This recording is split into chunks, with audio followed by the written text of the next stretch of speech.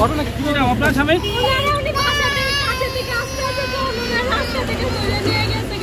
কোন এলাকা? স্বামীর নাম কি? ওয়ারেন্টের মামলা আমি টাকা দিয়ে গেছি, টাকা দেওয়া যাওয়ার পর ওনারা আবার ধরছে। আমি কইতে কয়দিন আগেই তো টাকা দিলাম, তাহলে ওয়ারেন্টের মামলা আবার বাইরে বকেন, আমি তো টাকা দিয়েই গেছি। এটা করে ওনারা ধরে নিয়ে আইছে আজকে কি মামলা ছিল আগে?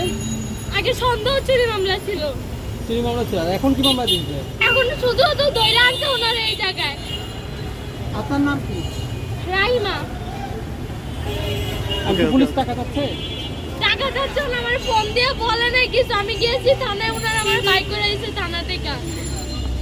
এখন কি দেখছেন স্বামীকে? হয় যে কথা নিয়ে হয়েছে, কি গেছে। বলছে? উনি বলছে কালকে ওনার সাথে যা দেখা করতে।